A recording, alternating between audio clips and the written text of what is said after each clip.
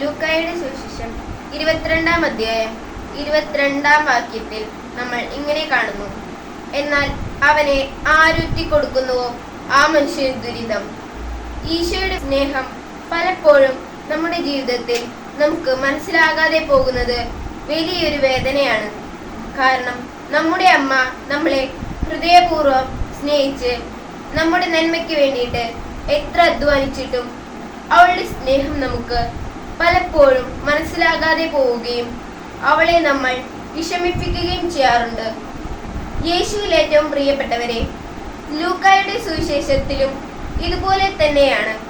ക്രിസ്തുവിനോടൊത്ത് നടന്നിട്ടും ക്രിസ്തുവിനോട് കൂടെ എല്ലാ കാര്യങ്ങളും ചെയ്തിട്ടും ദൈവരാജ്യത്തിന് സുവിശേഷം കേട്ടിട്ടും ഈശോയുടെ ഹൃദയത്തെ മനസ്സിലാകാതെ പോവുകയാണ് യൂദാസ്.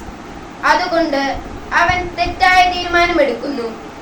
നമ്മൾ മാതാപിതാക്കന്മാരുടെ കൂടെ നിന്നിട്ട് അവരുടെ ഹൃദയം നമുക്ക് മനസ്സിലാകാതെ വരുമ്പോൾ ഉണ്ടാകുന്ന നഷ്ടം, അവരുടെ സ്നേഹം, അവർക്ക് നമ്മളെ കുറിച്ചുള്ള നന്മ ആയിട്ടുള്ള ആഗ്രഹങ്ങൾ, ഇവയൊന്നും പലപ്പോഴും നമ്മളിൽ പൂർണ്ണത സ്ഥാപിക്കുന്നില്ല.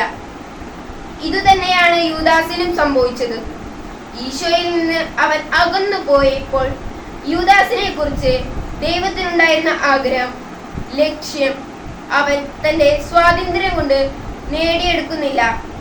അതുകൊണ്ട് പ്രിയപ്പെട്ടവരെ, നമുക്ക് നമ്മുടെ അനുദിന ജീവിതത്തിലെ ഓരോ സമയങ്ങളിലും ഓരോ ആവശ്യങ്ങളിലും ഈശോയുടെ ഹൃദയത്തിൽ തുറവിയുള്ളവരായിരിക്കാം. അങ്ങനെ ഒറ്റിക്കൊടുക്കാതെ നമുക്ക് അവന്റെ കൂടെ നിന്നുകൊണ്ട് അവൻ നന്മയെക്കുറിച്ച് ആഗ്രഹിക്കുന്ന പൂർണ്ണതയിലേക്ക് വളരാം.